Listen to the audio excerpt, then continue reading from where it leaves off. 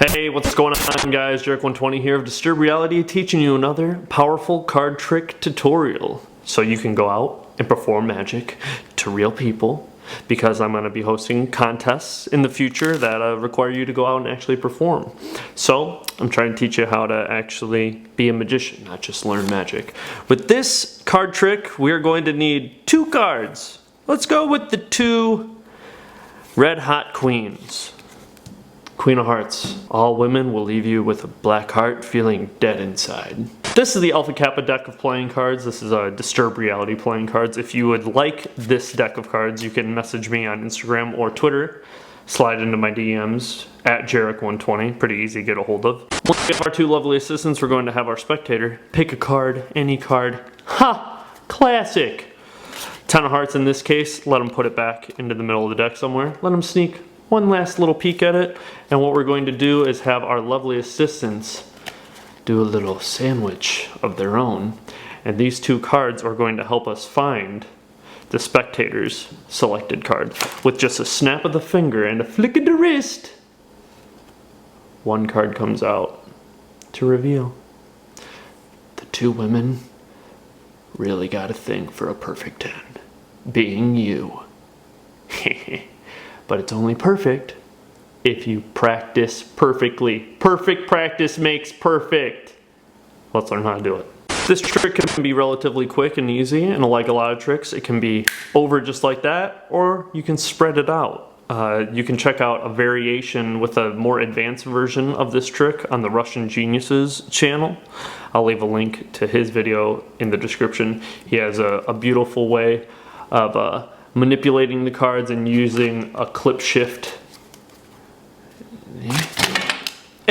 So I wanted to do a modified version of that in lieu of being able to perform said clip shift. So what you're going to do is pick 2 cards. The 2 queens are always good, and with the allure of needing lovely assistance.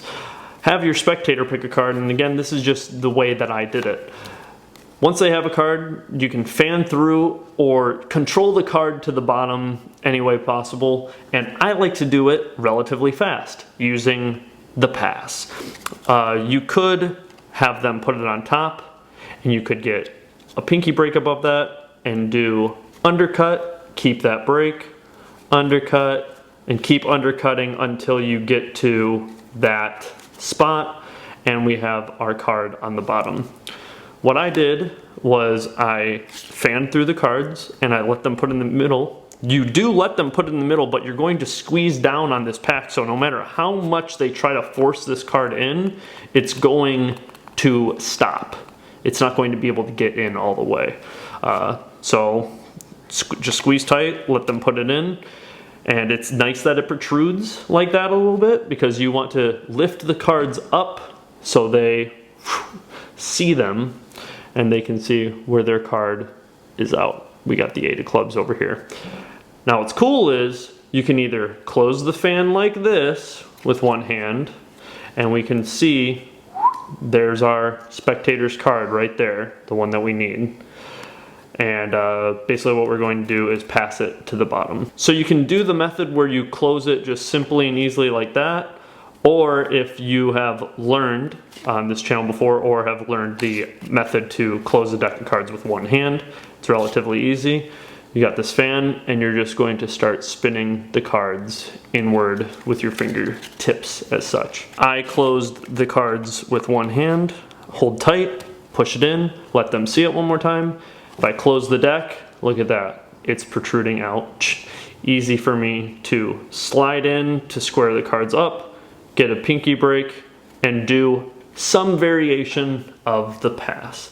There's a ton of different ways you can do the pass that don't involve putting the card into the deck and closing the fan with one hand, but you don't have to do the pass where it goes from the top to the bottom. You can do a variation where the card goes from the bottom to the top. I did the version where it's just a quick little scoop ski like that. Another way is you could have someone put their card there, they put it in.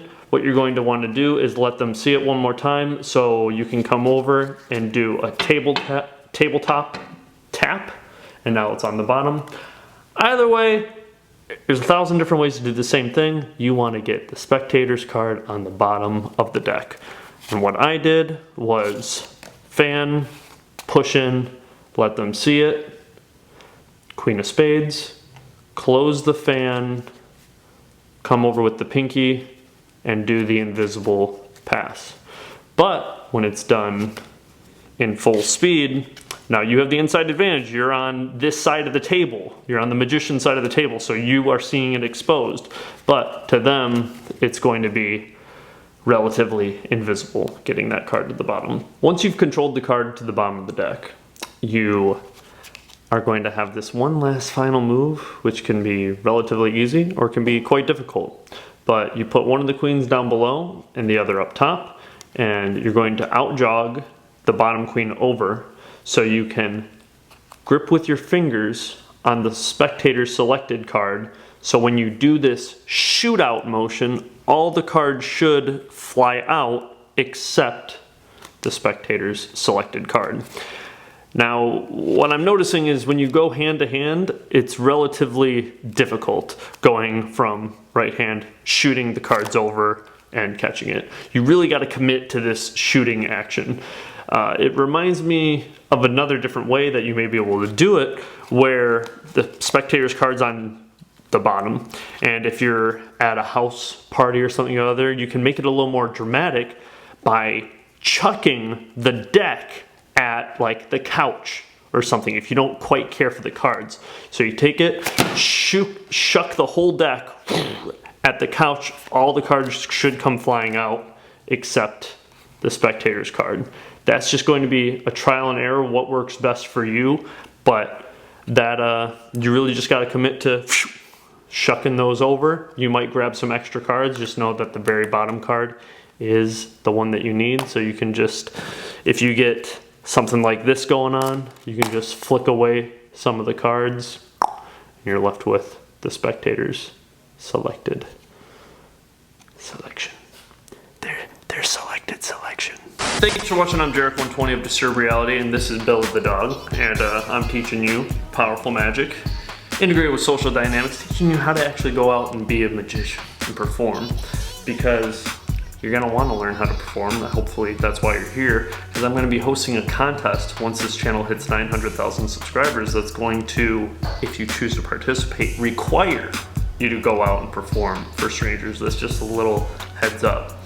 In the meantime, come back tomorrow for a new Daily Magic video. If you want to learn an advanced version of that effect, you can go to the Russian Geniuses page. I will leave a link in the description for where you can learn how to do this with a little more finesse, a little more flourish, a little more magic. I put out new weekly vlogs on my second channel, Best Life I Ever Had. If you'd like a deck of Disturb Reality playing cards, send me a message on Instagram or Twitter directly. Come back next week for a new tutorial. Come back tomorrow for a new daily street magic video. I'm Jarek120. Be inspired to learn, aspire to disturb, and always rise above.